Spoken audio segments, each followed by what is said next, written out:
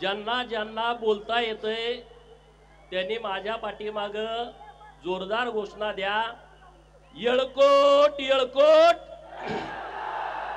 येळकोट येळकोट, बिरोबाच्या नावानं, बिरोबाच्या नावानं, माकुबाईच्या नावानं, बाळूमामाच्या नावानं, खंडोबाच्या नावानं, मसोबाच्या नावानं। हे मसोबा लय खतरनाक असतो, नाही बोलल त्याला अवघड होऊन जाईल। मसोबाच्या नावानं आज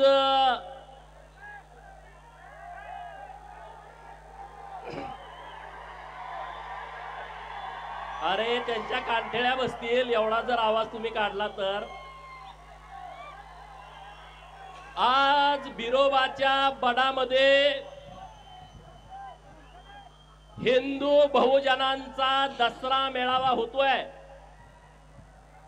तुम्ही म्हणणार गेल्या वर्षी बहुजनांचा मेळावा होता, ह्या वर्षी हिंदू बहुजनांचा कसा काय झाला?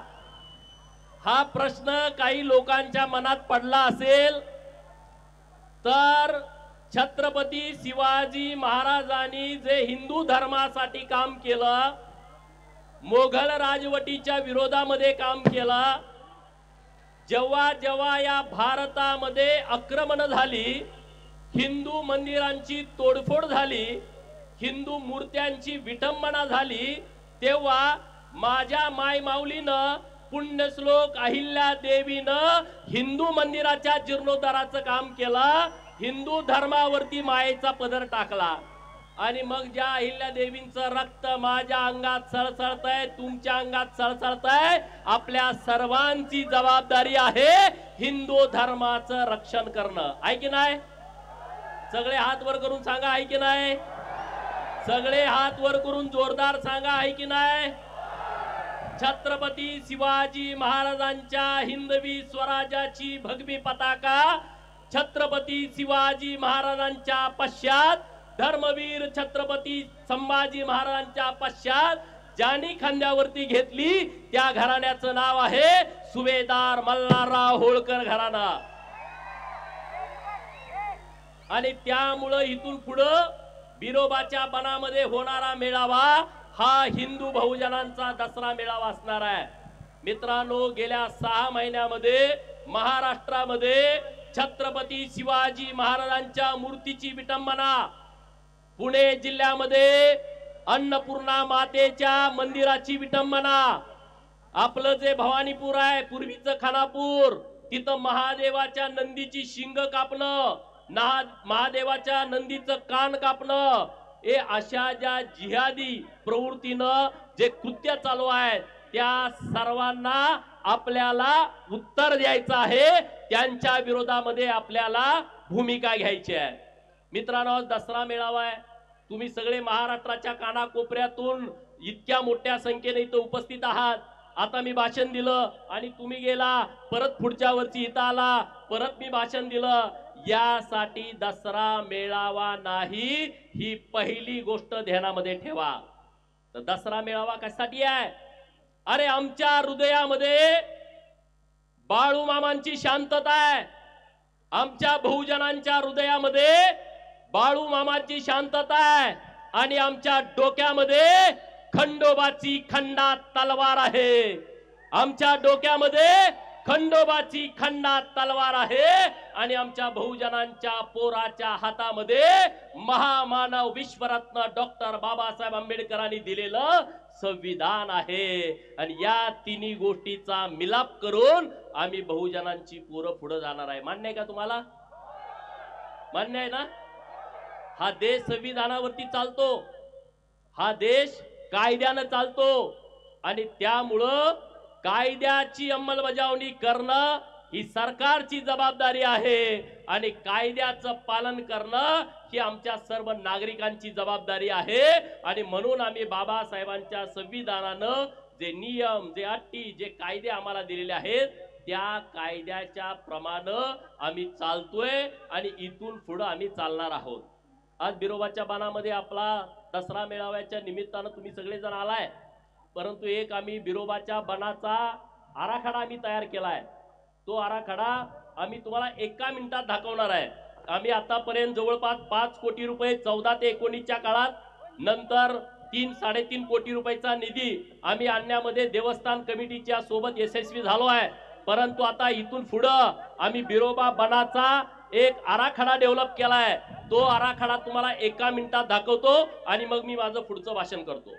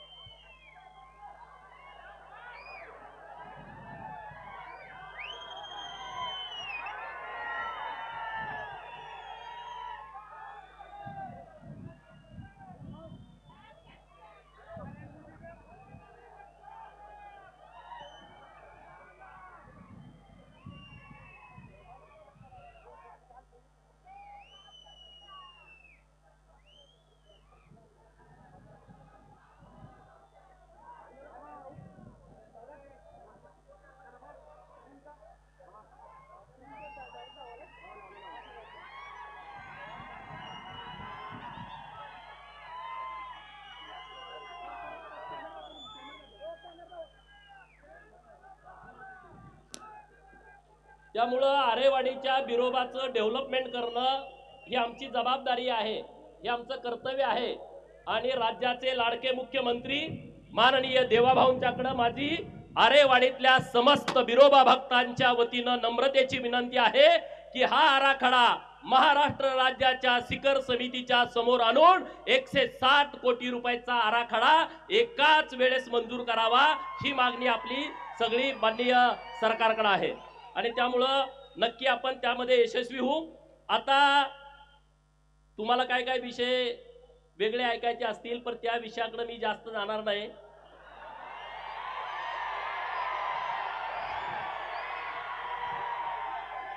म्हणजे तुम्ही त्या नेमकं त्या विषयासाठी आलाय काय?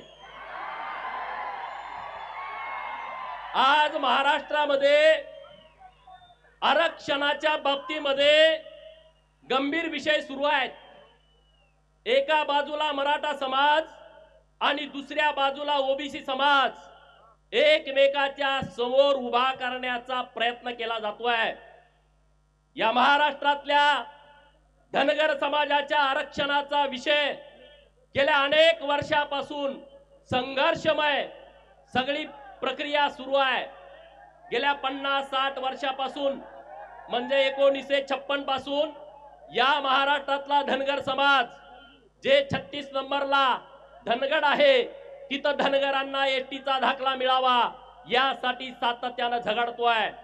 मग तेव्हाची नेतृत्व असतील, शिवाजीराव शेंडगे बापू असतील, माननीय अण्णासाहेब डांगे साहेब असतील, माननीय महादेवरावजी जानकर साहेब असतील, आणि या सगळ्या आरक्षणाचा मुख्य आयडॉल ज्यांना आपण म्हणतो ते स्वर्गीय बीके कोकरे असतील, तिथून आतापर्यंत आपल्या धनगर समाजाच्या आरक्षणाची लढाई सुरू आहे। आज महाराष्ट्रामध्ये मोठ्या प्रमाणामध्ये आंदोलन सुरू आहे आणि राज्य सरकारकडे आमची सगळ्यांची एकमुखान मागणी आहे की महाराष्ट्रातल्या धनगराच्या पोराच्या हातामध्ये एसटीचा दाखला पडला पाहिजे, ही आमची सर्वांची मागणी आहे। गोपीचंद पडळकरची जी धनगर समाजाच्या आरक्षणाच्या बाबतची काल भूमिका होती तीच आज आहे आणि तीच उद्या राहील आणि तीच एसटीचा दाखला धनगराच्या पोराच्या हातामध्ये पडत नाही तोपर्यंत तीच भूमिका राहील। जेव्हा धनगराच्या आरक्षणाचा विषय असेल, सरकार आणि धनगर असा जेव्हा विषय चालू होईल तेव्हा मी धनगरांच्या बाजूने आहे हे सांगायची कुणाला गरज नाही। का काय डाऊट आहे? काय शंका आहे का तुम्हाला? जेव्हा धनगराच्या आरक्षणाचा विषय आहे तेव्हा मी धनगरांच्या बाजूला आहे, तेव्हा मी सरकारच्या बाजूचा नाही. पण जेव्हा सरकार आणि विरोधकांचा विषय असेल तेव्हा हा गोपीचंद पडळकर सरकारच्या बाजूने छातीची ढाल करून उभा राहील. जेव्हा देवाभाऊचा विषय असेल, देवाभाऊंच्या विरोधामध्ये या महाराष्ट्रातल्या जातीवादी पिलावली जेव्हा पुढे असतील तेव्हा हा गोपीचंद पडळकर देवाभाऊंच्यासाठी बाजी प्रभू देशपांड्यांची भूमिका घेईल. कारण या महाराष्ट्रामध्ये बहुजनांना, ओबीसींना आणि धनगरांना कुणी न्याय देऊ शकतो तर हा एकमेव माणूस असा आमचा सगळ्यांचा विश्वास आहे. आणि देवाभाऊंनी तो विश्वास आमचा सार्थ ठरवावा आणि धनगरांच्या पोराच्या हातामध्ये एसटीचा दाखला द्यावा, ही एकमेव आमची मागणी आजच्या मेळाव्याची सरकारकडे आहे. एकमेव मागणी आहे. जेव्हा मी विधान परिषदेचा आमदार झालो आणि हायकोर्टामध्ये केस सुरू होती, मी कधी ह्या गोष्टी बोलत नाही, मी कधी फोटो टाकत नाही, परंतु काल मधु शिंदे साहेबांची मी कुठेतरी मुलाखत ऐकली. ज्या पत्रकार मित्रांनी मुलाखत घेतली त्यांचा मला फोन आला की एक धनगर आरक्षणावरती मी मुलाखत घेतली, तुम्ही ऐका. आणि ते मधु शिंदे साहेब जे महाराणी अहिल्यादेवी होळकर समाज प्रबोधिनी विचार मंचाचे अध्यक्ष आहेत आणि जेपी बघेल आहेत की ज्यांच्या अभ्यासानं हा पूर्ण आपला लढा सुरू आहे. आणि त्याने सांगितलं की 50 वेळा राज्याचे उपमुख्यमंत्री, तत्कालीन आताचे मुख्यमंत्री यांच्या बरोबर 50 वेळा आमच्या बैठका झाल्या आणि जे कोर्टामध्ये पाहिजे ते आम्ही सरकारकडून मिळवलं. परंतु हा गोपीचंद पडळकर कधी फोटो ट्विट केला नाही, कधी फेसबुक वरती टाकला नाही आणि कधी त्याची बातमी केली नाही. कारण ज्या गोष्टीची प्रसिद्धी करण्याची आवश्यकता नाही ती प्रसिद्धी गोपीचंद पडळकर कधीच करत नाही आणि पुढेही कधी करणार नाही. आता रस्त्यावरची लढाई सुरू आहे, त्या रस्त्यावरच्या लढाईला गोपीचंद पडळकरचा पाठिंबा आहे. जी न्यायालयामध्ये लढाई सुरू आहे, गेल्या 15 दिवसापूर्वी सुप्रीम कोर्टमध्ये आम्ही याचिका अर्ज दाखल केलाय की आम्हाला आता सुप्रीम कोर्टामध्ये केस चालवायचे नाही. सुप्रीम कोर्टाने आम्हाला मुंबईच्या हायकोर्टामध्ये याचिका चालवण्याची परवानगी द्यावी. कारण आता पूर्ण ग्राउंड बदललेले आहेत. जो धनगड आहे असं कोर्टाचं म्हणणं होतं, त्या धनगडाच्या सगळ्या जात पडताळणीची प्रमाणपत्र रद्द केलेली आहेत आणि म्हणून आम्हाला हायकोर्टमध्ये केस चालवायला परवानगी द्या. तिथं जर आमच्या विरोधामध्ये काय बरं वाईट झालं तर परत सुप्रीम कोर्टामध्ये यायला आम्हाला अधिकार द्या, आम्हाला तसा हक्क द्या, अशी एक याचिका मी दाखल केलेली आहे. एका बाजूला न्यायालय, दुसऱ्या बाजूला रस्त्यावरची लढाई आणि मी तुमचा प्रतिनिधी म्हणून सरकारमध्ये जे काय करायचं ते मी करतोय. त्याबद्दल तुम्ही चिंता करण्याची आवश्यकता नाही, हे मला या मेळाव्यातून आपल्या सर्वांना सांगायचं आहे. दुसरा मुद्दा राहिला ओबीसीच्या आरक्षणाचा. गावगाड्यामध्ये ओबीसीच्या आरक्षणामुळे वातावरण दूषित झालंय. गावातल्या प्रत्येक पोरांना वाटतंय की आता आमचं ओबीसीचं आरक्षण गेलाय, प्रत्येक पोराला वाटतंय की आमचं राजकीय आरक्षण गेलाय. गावात एखादा सुताराचा, लोहाराचा, कुंभाराचा पोरगा गावचा सरपंच व्हायचा, नाभिकाचा पोरगा गावचा सरपंच व्हायचा, ते ओबीसीचं आरक्षण धोक्यात आलेलं आहे. आणि ही गोष्ट खरी आहे. एका गावामध्ये एक जरी दाखला निघाला तर ते सरपंच पदाचं आरक्षण जात आहे. पंचायत समितीच्या गणामध्ये एक दाखला निघाला तर पंचायत समितीचं आरक्षण जात आहे. झडपीच्या गटामध्ये एक दाखला निघाला तर झडपीचं आरक्षण जात आहे. महानगरपालिका, नगर परिषदा, नगरपालिका, नगरपंचायती यामध्ये एका वार्डामध्ये एक जरी दाखला निघाला तर ते आरक्षण जातंय. ही गोष्ट खरी आहे. अनेक लोक बनावट दाखले काढतायत. मराठा समाजाच्या आरक्षणाला आमचा कधीच विरोध नाही, आता पण विरोध नाही. जे वेगळं आरक्षण दिलंय त्या आरक्षणाला आमचा पाठिंबा आहे. परंतु जे खाडाखोड करून माग कुणबी लिहायचं किंवा कुडं कुणगी लिहायचं, खाडाखोड करायचं, ओव्हर रायटिंग करायचं, अशा लोकांच्या बाबतीमध्ये आमचा विरोध आहे. आणि सरकारकडे आज माझी एकच मागणी आहे, हा जर ओबीसींचा आणि मराठा समाजाचा गावागावातला जर वाद मिटवायचा असेल तर सरकारकडे माझी एकच मागणी आहे, हे जे मराठा कुणबी आणि कुणबी मराठा प्रमाणपत्र या महाराष्ट्रामध्ये ज्या लोकांना मिळालेली आहेत, म्हणजे पंजाबराव देशमुखांनी विदर्भातल्या मराठा समाजाला तेव्हा आवाहन केलं होतं की तुम्ही कुणबी नोंदणी करा. त्या विदर्भातल्या सगळ्या मराठा समाजानं त्यांचं ऐकलं. त्यामध्ये यवतमाळ आहे, त्यामध्ये बुलढाणा आहे, त्यामध्ये वाशिम आहे, त्यामध्ये गोंदिया आहे, वर्धा आहे, नंतर अमरावती आहे, तिकडे चंद्रपूर आहे, गडचिरोली आहे, नागपूर शहर आहे, नागपूर ग्रामीण आहे. या सगळ्या जिल्ह्यातल्या मराठा बांधवांनी कुणबी नोंदी केल्या. ते तेव्हाच कुणबी झाले, त्यांना कुणबी प्रमाणपत्र मिळाली. कोकणातला 3 जिल्हे जे आहेत तिथला मराठा म्हणतोय आम्हाला ओबीसीचा दाखला नको आहे, आम्ही 96 कुडी मराठा आहोत, तो विषय मिटला. मुंबई नगर, मुंबई उपनगर हे तिथं मराठा समाज असल्याचा विषय नाही, कारण इकडून आपण मायग्रेट झालेली तिथं लोक आहोत. ठाणे आणि पालघर, पालघरमध्ये पूर्ण आदिवासी समाज आहे ना, तिथं धनगर जास्त आहे ना तिथं मराठा जास्त आहे. ठाणे जिल्ह्यामध्ये पण तीच परिस्थिती आहे. मग राहिला कुठला? खानदेश. खानदेशमध्ये नंदुरबार जिल्ह्यामध्ये ना मराठा समाजाची संख्या जास्त आहे, ना धनगर समाजाची संख्या जास्त आहे, ना ओबीसींची संख्या जास्त आहे. तिथं आदिवासी बहुल हा नंदुरबार जिल्हा आहे. मग तिथं राहिलं धुळे, तिथं राहिलं नाशिक आणि तिथं राहिलं जळगाव. अलीकडे आलं तर अहिल्यानगर आणि मराठवाड्यातले हे जिल्हे छत्रपती संभाजीनगर, जालना, परभणी, बीड, लातूर, नंतर हिंगोली, नंतर धाराशिव आणि नांदेड या जिल्ह्यामध्ये मराठा समाज आहे की ज्यांना कुणबीचं प्रमाणपत्र पाहिजे. आणि मग पश्चिम महाराष्ट्रातले जिल्हे राहतात सोलापूर, सांगली, सातारा, पुणे आणि कोल्हापूर. हे जिल्हे नीट समजून घ्या. या जिल्ह्यातल्या ज्या लोकांना ज्यांच्या नोंदी शोधून ज्यांना मराठा कुणबी किंवा कुणबी मराठा हा दाखला दिलेला आहे त्यांचा एक वेगळा प्रवर्ग तयार करा. जसं आता मराठा समाजातल्या नेत्यांचं सुद्धा म्हणणं आहे की आम्हाला राजकीय आरक्षणाची गरज नाही, आमच्या पोराबाळांच्यासाठी शिक्षण आणि नोकरीतलं आरक्षण आहे, आम्ही त्याला विरोध करत नाही. शिक्षण आणि नोकरीचं आरक्षणाचा प्रवर्ग वेगळा करा. जसं विजय एनटी आहे, एनटी ब आहे, एनटी क आहे, एनटी ड आहे, तसं मराठा कुणबी, कुणबी मराठा यांच्यासाठीचा एक प्रवर्ग वेगळा करा. त्यांची संख्या मोजा. दाखले किती दिलेत? मी जबाबदारीने बोलतोय, मी कुणाची तरी खोड काढायच्या हिशोबाने बोलत नाही. 0.25% आरक्षण अत्यंत जबाबदारीने बोलतोय. मराठा कुणबी आणि कुणबी मराठा या प्रवर्गासाठी द्या आणि त्यांना नोकरी आणि शिक्षणाचं आरक्षण द्या, राजकीय आरक्षण देऊ नका. हा गावातला वाद विषय संपून जातोय. संपतोय का? माझी जी भूमिका आहे ती तुम्हाला पटते का? म्हणजे आमचं आणि मराठा समाजाचं गावात भांडण नको आहे, आम्ही भांडण करू शकत नाही. अरे छत्रपती शिवाजी महाराजांच्या भगव्यासाठी लढणारे आम्ही मावळे आहोत. पंढरपूरच्या पांडुरंगाला जाणारा भगवा तो आमच्या वारकऱ्याच्या खांद्यावरती आहे. आळंदीच्या ज्ञानेश्वराला जाताना तो भगवा आमच्या खांद्यावरती आहे. आणि मग त्या भगव्यासाठी आम्ही झटणारी, लढणारी, संपणारी लोक आहोत. आम्ही वाद करणार नाही. हा एक प्रवर्ग वेगळा करा. बिहार मध्ये तसं आरक्षण आहे, पिछडा वर्ग, अति पिछडा वर्ग. पिछडा वर्गाला नोकरीतलं आणि शिक्षणातलं आरक्षण आहे आणि अति पिछडा वर्गाला नोकरीतलं, शिक्षणातलं आणि स्थानिक स्वराज्य संस्थातलं आरक्षण आहे. हा निर्णय सरकारनं घ्यावा. मराठा समाजाचं आणि ओबीसीचं भांडण मिटतंय आणि ओबीसीच्या मनामध्ये जी शंका निर्माण झाली आहे ती शंका मनातून निघून जाते. जाईल की नाही? हे तुमचं जर राजकीय आरक्षण वाचलं, सगळ्यांनी हात वर करून सांगा, हा मोठा विषय आहे. मराठा आणि ओबीसीचा वाद मिटून जाईल. आमचा असा प्रवर्ग तयार करा आणि तो सरकार करू शकतं.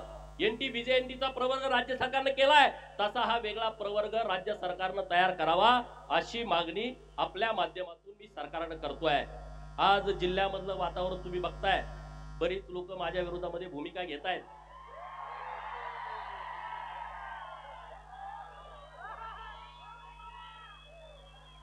त्यांच्यासाठी मला एक डायलॉग सांगायचा आहे.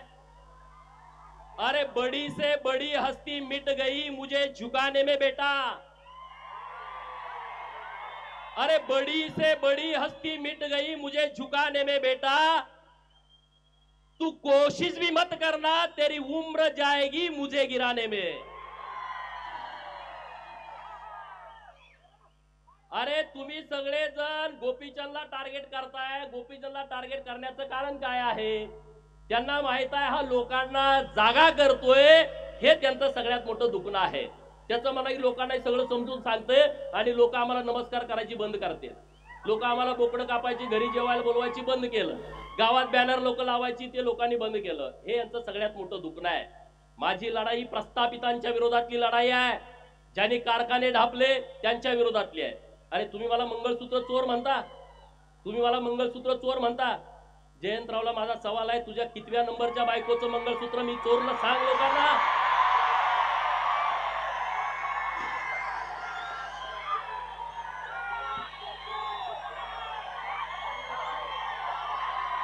बरोबर ना?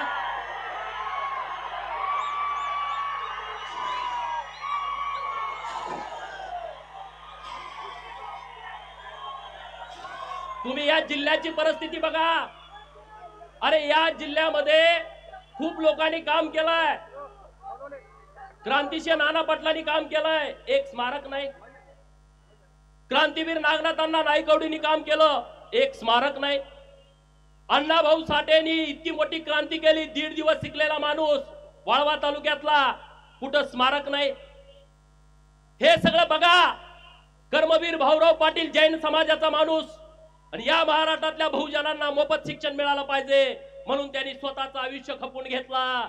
अरे कर्मवीर भाऊराव पाटलांच्या मुळे अख्खा महाराष्ट्र उभा आहे. परंतु या जिल्ह्यातल्या प्रस्थापितांना कर्मवीर भाऊराव पाटलांचं आयतवडे गावात सुद्धा स्मारक करावं वाटलं नाही. ही माझी भूमिका आहे.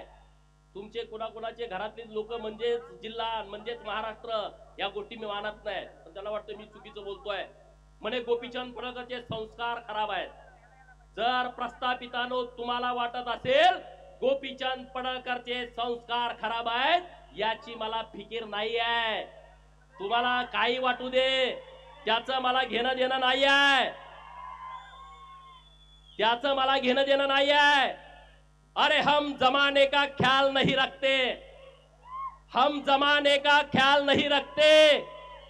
क्या जमीर न माने वह सलाम नहीं करते. गोपीचंद पडळकर झुकत नाही, हे यांचं सगळ्यात मोठं दुखणं आहे. अरे पण मी विषय मांडतोय त्याच्यावरती बोला ना. मी जे विषय मांडले त्याच्यावरती चर्चा करा ना. मी काय म्हणतोय, महाकाली साखर कारखाना ज्याचं 110 कोटी कर्ज होतं आणि बँकेनं ती विक्री करायला परवानगी दिली, त्यातली 60 एकर जमीन विका आणि ते कर्ज भरा. 30 लाख रुपये दरानं त्यांनी ठरवली. त्या पोरानं, माळ्याची लिंगायताची पोर आहे, त्यांनी 15 कोटी रुपये बँकेकडे भरले. आता उद्या जरी बँकेनं सांगितलं तर 35 कोटी रुपये त्यांची भरायची तयारी आहे. मग तुम्ही तो कारखान्याची जमीन का विकू देत नाही? कारण तुम्हाला अख्खा कारखाना ढापायचा आहे 279 एकराचा. 30 लाखानं दर काढलाय म्हणजे विचार करा. कोर्टानं परवानगी दिली, तुम्ही 60 एकर विका. 60 एकरात कारखाना जिवंत राहतोय. 220 एकर जमीन कारखान्याकडे राहते, कारखाना शिल्लक राहतोय. जयंत म्हणतोय नाही, मला अख्खा ढापायचा आहे. माझ्या जतचा कारखाना, अरे दुष्काळातला कारखाना 280 एकरातला, तिथल्या माझ्या आया बहिणीनं गळ्यातलं कुडूक मुडूक मोडून शर्ड मेंढर विकून सभासदाची फी भरली आणि नुसत्या 40 कोटी मध्ये हा कारखाना ढापला. 280 एकर जमीन आहे आणि तिथं 10 लाख रुपयाचा दर आहे. मित्रांनो, 280 गुणुले गुंठे करा आणि गुणुले 10 लाख करा. अरे मग मंगळसूत्र चोर भरा. तुम्ही म्हणताय माझ्यावरती खोटं आरोप करून, तुम्ही तर लगा अख्खे कारखाने ढापता. हा, माझ्यावरती मंगळसूत्र चोरीची तुम्ही केस घातली, तुमचा धंदा तो आहे ना. दुसरं तुम्ही काय करू शकता? तुम्ही लढू शकत नाही. तुम्ही पोलिसांना पुढे करू शकता. तुम्ही काय करू शकता? तहसीलदारांना पुढे करू शकता. तुम्ही काय करू शकता? तुम्ही तलाट्याला पुढे करू शकता. गोपीचंद असं नाही. गोपीचंद तलाट्याला पुढे करत नाही, एसपी ला पुढे करत नाही, कलेक्टरला पुढे करत नाही, तहसीलदारला पुढे करत नाही. मी सुभेदार मल्हाररावची औलाद आहे. मी समोर लढतो, समोर लढतो. मागे वार करणं माझा स्वभाव नाही. तुम्ही मला किती पण बदनाम करण्याचा प्रयत्न करा, त्याचा मला फरक पडत नाही. आता इथं किती वाजले? 7 वाजून 10 मिनिटं झाली. आता इथं अंधार आहे. नंतर 6 वाजल्यानंतर पाटे इथं उजेड येणार आहे. दुपारी 2 वाजता इथं कडक ऊन येणार आहे. संध्याकाळी परत शिरवाळ होणार आहे. म्हणजे सूर्योदय झालाय तर सूर्यास्त होणार. आता हे बिरोबाचं मंदिर आहे आणि बिरोबाच्या मंदिराच्या बाजूला छोटी छोटी मंदिर आहेत. हे मुख्य मंदिर बिरोबाचं आहे. अरे तुम्ही छोटी छोटी मंदिर आहेत, पण तुम्ही ओळखणार कुणाला? बिरोबाच्या नावाने ओळखणार ना. कुठल्याही मोठ्या मंदिरामध्ये छोटी छोटी मंदिरं उभा केली तरी तुम्ही बिरोबाच्याच नावाने ओळखणार. आणि त्यामुळं माझ्या विरोधामध्ये किती अशी वादळं तुम्ही निर्माण केली, त्या वादळातून उभा राहतो. त्याचं नाव गोपीचंद पडळकर आहे. त्याचं नाव गोपीचंद पडळकर आहे. तुम्ही काही करा, त्याचा मला फरक पडत नाही. अरे गदी माडगुळकर, व्यंकटेश माडगुळकर, शंकरराव खरात, वीस खांडेकर मराठी भाषा उंचीवरती नेली, 7 समुद्रापलीकडे नेली. कधी तुम्हाला त्यांची आठवण आली? नाही आठवण आली. तुम्हाला त्यांची आठवण येत नाही. तुम्ही त्या विषयावरती बोलत नाही, त्या विषयावरती तुम्ही भूमिका मांडत नाही. अरे माझ्या विरोधात तुम्ही काय एकवटला? या लव जिहादच्या विरोधामध्ये मी ओपन भूमिका घेतली. त्यांच्या लक्षात आलं की आता भूमिका घ्यायला लागलाय. एक आमची बहीण गुंडेवाडीची, तिला धर्मांतरण करून म्हणून मारलं, आत्महत्या करण्यास तिला प्रवृत्त केलं. या सगळ्या पादऱ्यांच्या विरोधामध्ये मी भूमिका घेतली. अरे एकटा गोपीचंद 10 मिनिटं बोलला आणि अख्ख्या महाराष्ट्रातले पादरे रस्त्यावरती आले. 36 का कितीतरी मोर्चे माझ्या विरोधात झाले आणि ते म्हणले ह्याची आमदारकी घालवा. अरे म्हटलं काय आमदारकी काय, कुठला काय तुमच्या उकरड्यातला काय कचरा आहे का रे? आमदारकी काय तुमच्या परड्यातला भाजीपाला आहे का? जत विधानसभा मतदारसंघातल्या मायबाप जनतेने मला निवडून दिलाय, त्यांना तो अधिकार आहे. मग हा पादरेच्या कार्यक्रमाला गेला, हा जिहाद्यांच्या कार्यक्रमाला गेला आणि तिथं माझ्या विरोधामध्ये भाषण करतोय, म्हणजे हा हिंदू विरोधी आहे. ईश्वरपूर मधल्या लोकांनी लक्षात ठेवला पाहिजे, ही औलाद हिंदू विरोधी आहे, याला जागा दाखवायची वेळ आलेली आहे. बरोबर की नाही? अरे पण तुम्ही मला भीती दाखवताय. कुणाला भीती, कुणाला दाखवताय? गोपीचंद पडळकरला. तुम्ही माझ्या डोक्यात जाण्याचा प्रयत्न करू नका. मला ज्यांना ज्यांना वाटतंय गोपीचंद पडळकरच्या डोक्यात जायचंय त्यांच्यासाठी मी एक वाक्य म्हणतो, don't ever try to get inside my head. Don't ever try to get inside my head, it's a dark for you.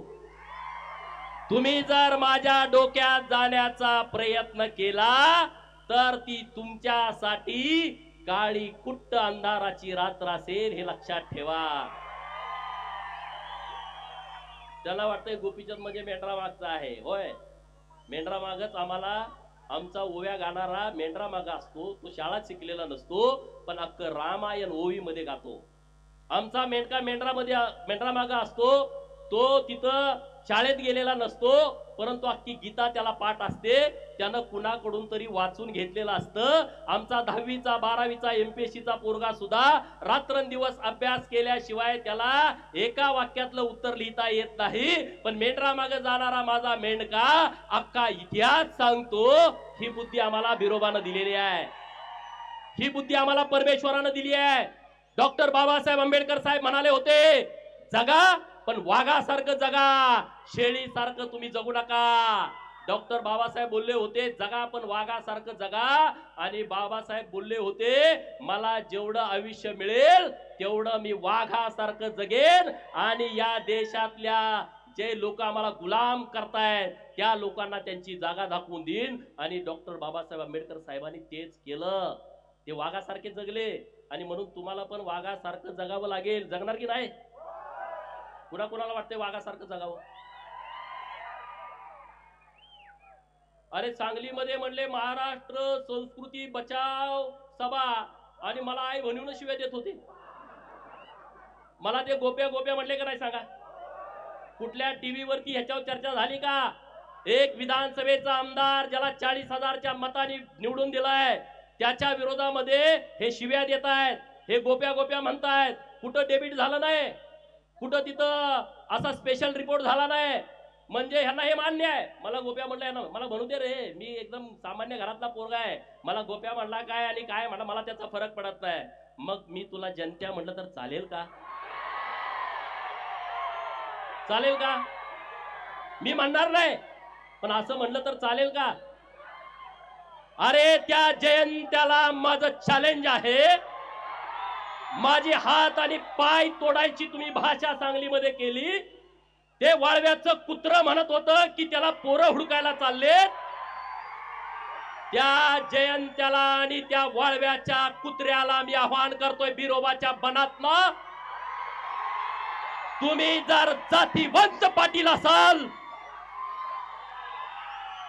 तर उद्या दुपारी प्रेस घेऊन जयंत्या पाटील आणि तो वाळव्याचा कुत्रा मला टायमिंग देईल. टायमिंग. अरे बघा मीडियावाल्यांनो, मित्रांनो, हे बघा माझं काय चाललंय, हे वाघ बघा.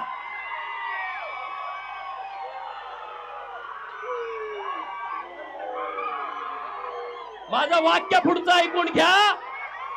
जयंत्या आणि वाळव्याच्या कुत्र्यानं उद्या मुंबईमध्ये सांगलीमध्ये प्रेस घ्यायची. आणि त्यांनी सांगायचं गोपीचंद पडळकरला ईश्वरपूर मध्ये यायचं की वाळव्यात यायचं, दिनांक वार आणि वेळ मला सांगा, मी तिथं येतो. बरोबर ना? माझ्याकडे पोरं यायची गरज नाही रे, ती तुमच्यात हिंमत नाही डरपोकानो. पण मी तुम्ही सांगाल तिथं येतो, हे मला तुम्हाला सांगायचं आहे. जायचं ना? जायचं का? मीडियावाल्यांना माझी विनंती आहे, त्याला सांगा असं गोपीचंदला बदनाम करून भीती घालून गोपीचंद थांबणारा माणूस नाही आहे. गोपीचंद फकीर माणूस आहे ना, मला आगे ना पीछा. तुम्ही मला किती जरी बदनाम करण्याचा प्रयत्न केला तर मी घाबरत नसतो. अरे मेरे जैसा बनने की तुम छोड़ दो, अरे मेरे जैसा बनने की तुम छोड़ दो, क्योंकि शेर पैदा होते हैं बनाने नहीं जाते. बरोबर ना? कुत्री अशी बोळक्याने येतात. मगाशी संदीप बाबा म्हणले ते शिकारी कुत्री नाही, ती गावठी कुत्री आहेत. आणि अशा गावठ्या कुत्र्यांना मी तुडवतच इथपर्यंत आलोय. अरे या महाराष्ट्रातल्या प्रस्थापितांच्या विरोधामध्ये मी भूमिका घेतो, ज्यांना मी लवत नाही, ज्यांना मी नमत नाही. त्या विधान भवनामध्ये पण गोंधळ झाला, सगळ्यांनी माझ्यावरती टीका. अरे पर एक फडतूस माणूस तिथं विधानसभेच्या आमदारांना एवढ्या गर्दीमध्ये वाकडं बोलतोय, वाईट वाईट बोलतोय, मग त्याच्या काय पाया पडायचं का? त्या तज्ञांनी त्याच्यावर मतच व्यक्त केलं नाही. हे महाराष्ट्रातले तज्ञ स्वतःला समजतात ना, घरात त्यांना बायका जेवायला देत नाहीत पण ते तज्ञ असतात.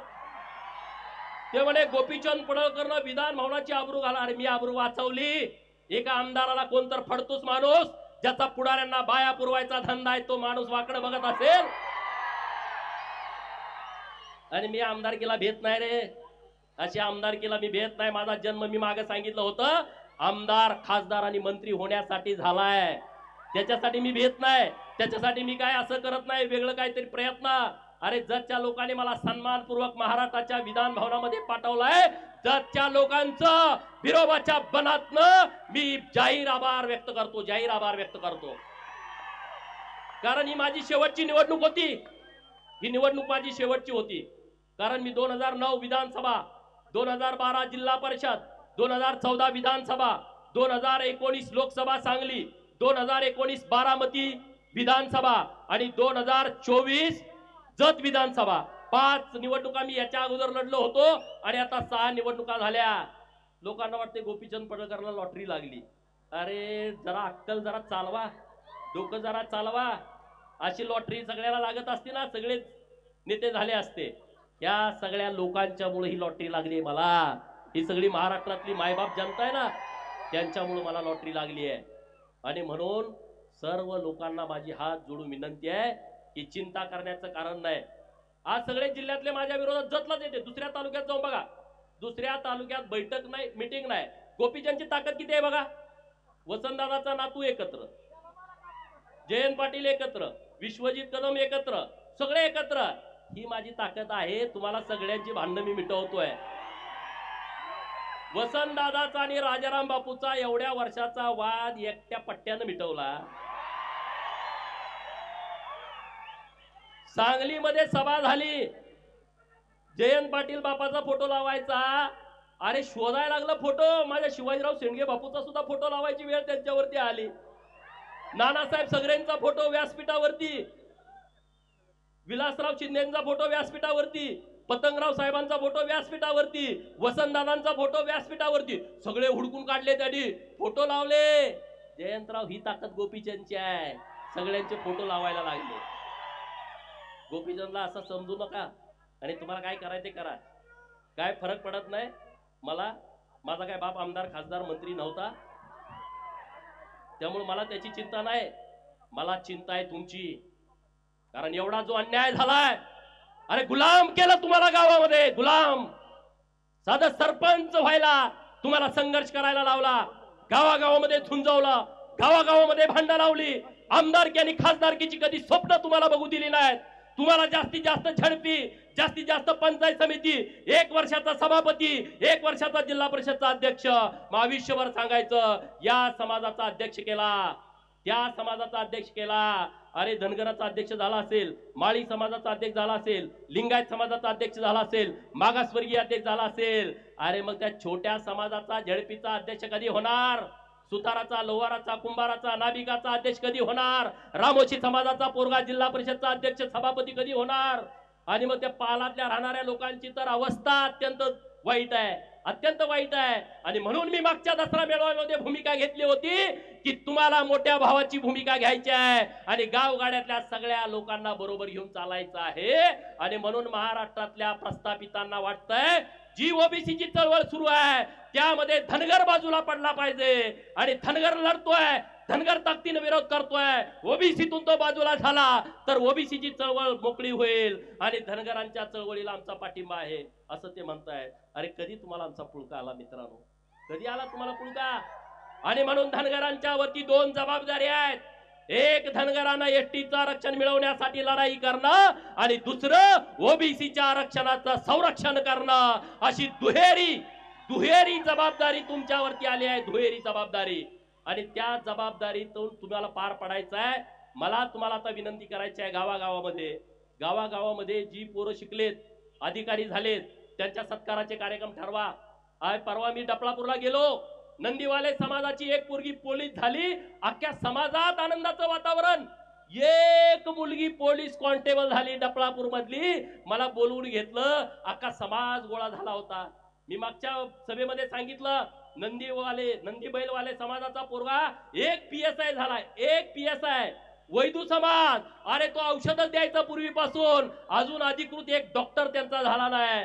आणि महाराष्ट्रामध्ये एका घरात भाऊ SP, बहीण कलेक्टर, भावाची बायको प्रांत, बहिणीचा नवरा कमिशनर, एका घरात 4-4, 5-5, 6-6 लोक अधिकारी आहेत. पिवळ्या दिव्याच्या गाड्या त्यांच्या एका घरात आहेत, 5-5, 6-6. आणि असे समाज आहेत, शेकडो समाज. जबाबदारीनं बोलतोय, त्या समाजामध्ये आज मी तुमच्याशी बोलत असताना साधा पोलीस कॉन्स्टेबल नाही, आज मी तुमच्याशी बोलत असताना साधा BMS चा डॉक्टर नाही, साधा BHMS चा डॉक्टर नाही, एखादी नर्स नाही. असे शेकडो समाज या महाराष्ट्रामध्ये आहेत. आणि म्हणून आपली जबाबदारी आहे या समाजाच्या पाठीमागे उभा राहणं, त्यांना जी जमल ती मदत करणं, त्यांना शिक्षणासाठी मदत करणं, त्यांना जगण्यासाठी सहाय्य करणं, आर्थिक व्यवस्था करणं. जिथं जिथं कुठं हे शक्य आहे ते आपण करण्याची आवश्यकता आहे. आता दसरा झाला, 2 दिवसांनी होतोय, दिवाळी येते आहे.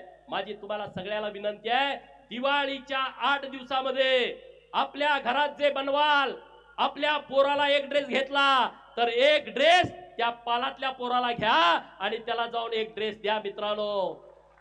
एक लाडूची भरणी घरामध्ये केली आहे, त्यातले 25% लाडू त्या पालातल्या पोराच्या घरी जाऊ द्या, डवऱ्याच्या गडसेच्या पोराच्या घरी जाऊ द्या, हेळव्याच्या पोराच्या त्या मुखामध्ये जाऊ द्या. जो डोंबारी आहे, जो घिसाडी आहे, जो तांबट आहे, जो कुडमुड्या जोशी आहे, जो पिंगळ जोशी आहे, मरियाचा गाडीवाला आहे, कडक लक्ष्मीवाला आहे, हे जे सगळे जे गरीब लोक आहेत ते आपले भाऊ आहेत रे. त्यांना कधी सर्टिफिकेट मिळालं नाही, त्यांना जातीचा दाखला मिळाला नाही, त्यांना आरक्षणाची लढाई काय त्यांना माहित नाही, त्यांना स्वतःचं राहायला घर नाही, घर बांधायचं म्हटलं तर जागा नाही. असे समूह आपल्या महाराष्ट्रामध्ये राहतात. आणि म्हणून त्या भटक्या विमुक्तांची जबाबदारी घेणं हे आपलं सगळ्यांचं कर्तव्य आहे. आणि म्हणून उद्या माझा वाढदिवस आहे, तो वाढदिवस आम्ही साजरा करत नाही. जो मराठवाड्यामध्ये पूर आला, जो सोलापूर जिल्ह्यामध्ये पूर आलाय, त्या पूरग्रस्तांच्यासाठी आज माझे मित्र शिवाजीराव डोंगरे साहेब, आम्ही फारुखभाई यांच्या वतीनं 14-15 गाड्या मदत म्हणून आम्ही छोटीशी मदत तिकडे पाठवलेली आहे. उद्या परवा आम्ही आणि जमल ती मदत तिकडे पाठवणार आहे. तुम्हालाही जमल ते वाढदिवसाचा बॅनर लावू नका, जाहिरात देऊ नका, कुठं मला भेटायला येऊ नका, उद्या मी भेटणार नाही, उद्या तुम्ही येऊ नका, हार तुरे फेट्याला पैसे खर्च करू नका. ते सगळे पैसे तिकडे द्या, नसेल तर मुख्यमंत्री सहायता निधीसाठी ते पैसे तुम्ही द्याल ना. उद्या 1 तारीख आहे, चंद्रकांत दादांनी धमाका केलाय, तुमच्या लक्षात आला असेल. देवाभाऊंच्या नेतृत्वात चंद्रकांत दादांनी धमाका केलाय दादासाठी जरा. अरे अक्षरशः हागाटलंय ते, हागाटलंय. फोडाव फोड सुरू आहेत, करू नका करू नका करू नका. चंद्रकांत दादांनी कुणी सांगितलं की बाबा नो तिकडे मराठवाड्यात पाऊस पडलाय तुम्ही छोटी करा, म्हणजे छोटी. उद्या सगळे ताकदीनं सांगलीमध्ये या, एकदा हे बाजा वाजवून टाकू, म्हणून मी जास्त इथं बोललो नाही. हा उद्या सांगलीला कोण कोण येणार आहे? अरे एवढे आल्यावर तिथं जागा पण पुरायची नाही. कारण गोपीचंदला बदनाम केलं तर बहुजनांची चळवळ बदनाम होईल. बऱ्याच लोकांना त्यांनी हाताशी धरलाय, पण माझ्या विरोधात बोलायचं धाडस होईना. बोललं का पोरं चुकून काढतात म्हणून बोलू नये. माझ्या विरोधात खूप बोलायचं आहे, खूप गड्यांना माझ्या तोंडावले गोड गोड बोलते. साहेब साहेब मला माहित आहे, अरे मी बिरोबाचा भक्त आहे, मला येणाऱ्यांची मानसिकता कळते, मानसशास्त्र माझं खूप चांगलं आहे. माझ्या जवळच्या पोरांना माहित आहे, रोज माझ्याकडे एवढी लोक येतात शेकडो. पुढचा माणूस काय काम घेऊन आला असेल मी आधी माझ्या पियाला सांगतो ह्याचं हे काम असू शकतं. आणि त्यामुळं त्यांना गोपीचंदला डॅमेज करायचं आहे, गोपीचंदला बदनाम करायचं आहे. गोपीचंद हा वैयक्तिक विषय नाही आहे, कारण त्यांना माहित आहे की हा सगळ्या लोकांना जागा करतो. काल आष्ट्यामध्ये एक प्रकार घडला, बिरोबाची यात्रा आहे आणि तिथं ह्याचं बॅनर लावलं होतं. आष्ट्यातला समाज गोळा झाला आणि त्यांनी सांगितलं हे बॅनर काढताय का आम्ही काढू. कालची घटना मी सांगतोय, मला हेच पाहिजे हो, मला दुसरं काय नाही. तुम्ही स्वाभिमानी राहावा, कुणाच्या मागं पुढं फिरू नका आणि सन्मानानं फिरला तर तुम्हाला विचारलं पाहिजे सन्मानानं. आमदाराच्या घरी गेला तुमच्याकडे बघत पण नाहीत, बोलत पण नाहीत, चहा पी पण म्हणत नाही, आम्ही आमदार जाऊ. कशाला? तो तुमच्या मागे लागला पाहिजे. माझं जरा ऐका, ते हुडकत येईल तुम्हाला. कुठं आहे, काय आहे, काय करताय? मी मेंढराकडे आहे, मी तिथं येतो. मी मळ्यात आहे, मी तिथं येतो. आम्ही रानात आहे, मी तिथं येतो. मी कुंभार आहे, तिथं मी गाडगं करतो, आम्ही तिथं येतो ना. ही वेळ मी ह्या प्रस्थापितांच्या वरती आणतो, तुम्ही चिंता करू नका. आता जे माझ्या विरोधात फिरतायत ना, त्यांना माझं सांगणं आहे, तुमचा हिशोब 2029ला बराबर सगळ्यांचा होईल. ती करण्याची क्षमता या बिरोबाच्या बनामध्ये आहे. बिरोबाची ताकद तुम्हाला माहित आहे सगळ्यांना. गोपीचंद एकटा कसा फिरतोय रे राज्यभर, बिरोबाची ताकद आणि आशीर्वाद आहे, माकुबाईचा आशीर्वाद आहे. बिरोबाचा आशीर्वाद असल्या कारणानं प्रस्थापितांच्या छाताडावरती गोपीचंद थाया थाया नाचतो आणि त्याची मला फिकीर कधी वाटत नाही, त्याचा मला कधी पश्चाताप वाटत नाही. हे मीडियामध्ये दिवसभर चालतं, मी बघत पण नाही माझ्या विरोधात कोण बोलतंय. मी कोणाची भाषणं पण ऐकत नाही, मी कोणाचं भाषण आयुष्यात ऐकत नाही. त्यामुळं मी असलं टेन्शन घेत नसतो. मला जे बोलायचं ते मी बोलतो आणि ते मी मागं घेत नाही. आणि त्यामुळे कुठला विषय, अरे आता मला संदीप बाबांनी मागाशी सांगितलं, मी बोललो ही गोष्ट खरी आहे की अमुक अमुक यांची तुम्ही औलाद आहे असं मला वाटत नाही. अरे पण तुम्ही त्याचा गैरअर्थ का घेताय? पूर्वी लोक दत्तक पण घेत होती ना जुन्या काळामध्ये. मला वाटलं त्यांच्यासारखा हा नाही, म्हणजे ह्याला काय दत्तक वगैरे घेतला का? पहिली भांड्यावर बिंड्यावर द्यायची माणसं माहिती आहे तुम्हाला. हा आपल्या घरात आई आजी सांगते ह्याला भांड्यावरती घेतलाय, अमुक केलंय तमुक केलंय, तो ह्यांच्या मागे फिरत फिरत आला होता म्हणून आम्ही घेतलाय. आपल्या गावात कितीतरी अशा स्टोरी आहेत. गावात हे तुला कुणी काढलाय सहज म्हणतात की माणसं, म्हणतात की नाही, हे तू कुणाची औलाद आहे रे, तुला काय असं करतो. सहज गावात बसल्यावर दिवसातनं 1000 वेळा लोक बोलतात, 1000 वेळा. मी एकदा बोललो का असं रान तापतंय महाराष्ट्रामध्ये, म्हणे ह्याची संस्कृती खराब आहे. अरे जो बिरोबाचा भक्त आहे त्याची संस्कृती खराब असू शकत नाही. जो अहिल्यादेवीचा वारस आहे तो महाराष्ट्रातला कुठला पोरगा खराब असू शकत नाही. तुमच्या नांग्या ठेचतोय म्हणून मी खराब आहे आणि तुमच्या नांग्या मला ठेचायच्याच आहेत. आता ज्यांचा आरक्षणाचा लय कळवळ आलाय, जे ते उठतोय म्हणतोय धनगर आरक्षणाला आमचा पाठिंबा आहे, धनगर आरक्षणाला आमचा पाठिंबा आहे.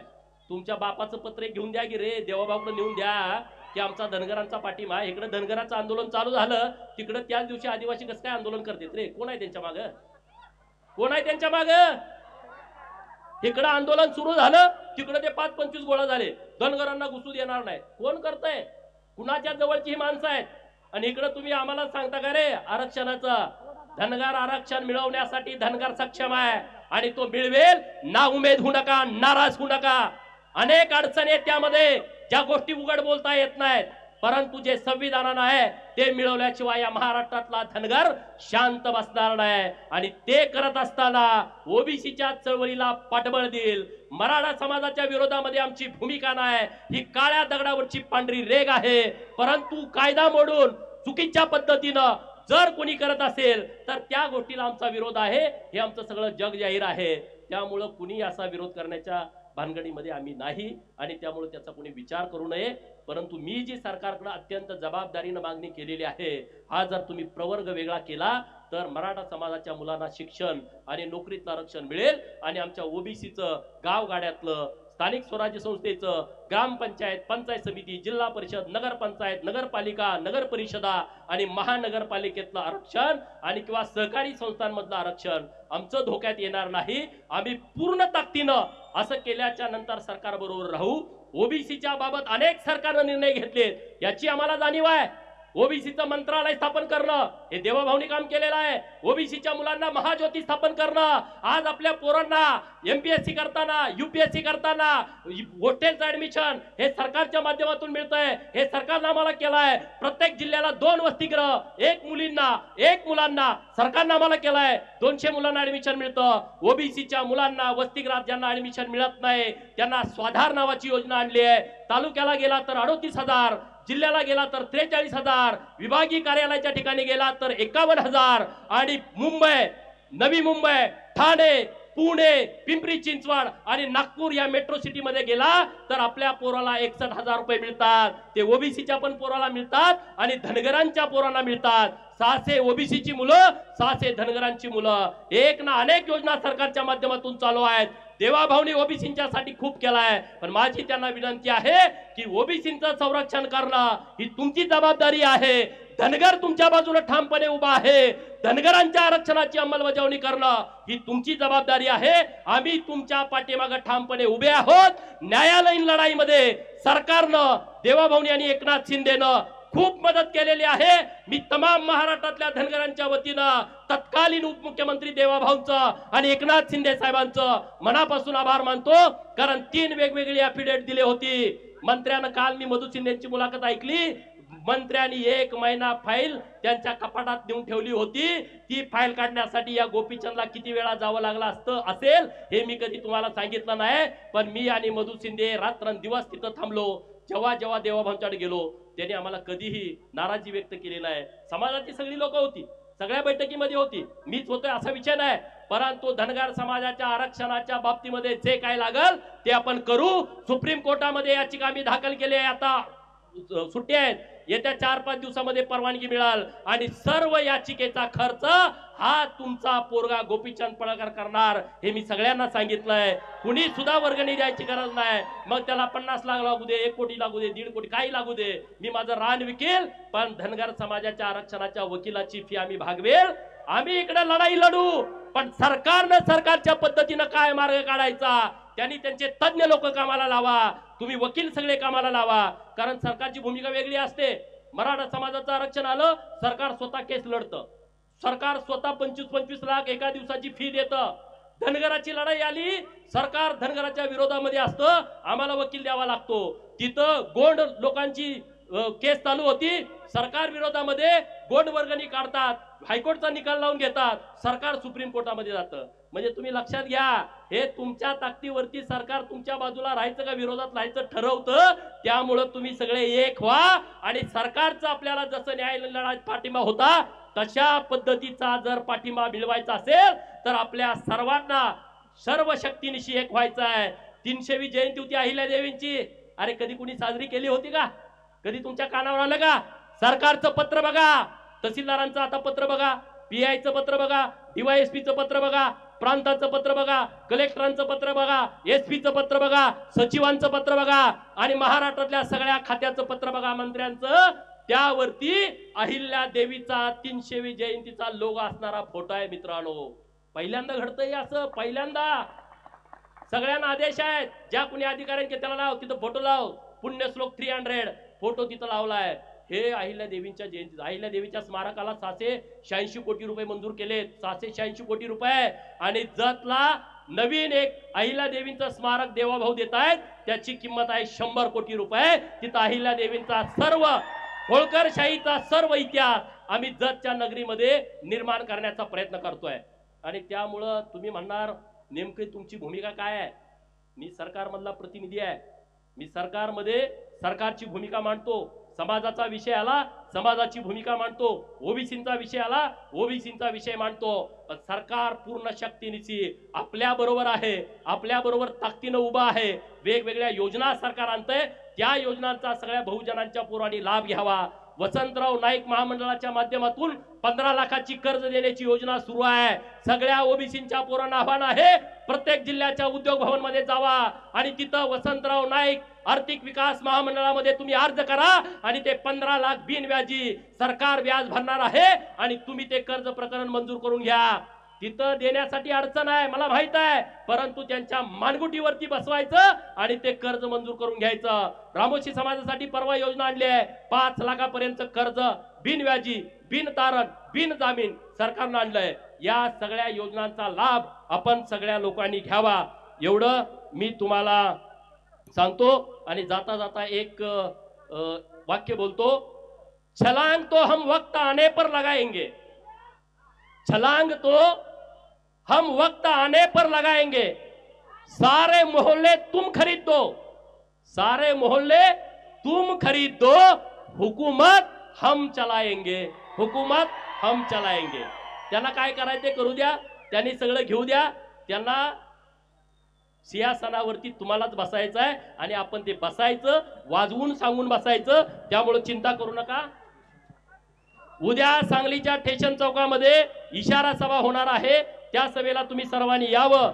बिरोबाच्या देवस्थानच्या सर्व अध्यक्षांचं उपाध्यक्षांचं सर्व कमिटीचं मी मनापासून आभार व्यक्त करतो. देवस्थानचे सर्व पुजारी यांचं मनापासून आभार व्यक्त करतो. पत्रकार मित्रांचा आभार व्यक्त करतो.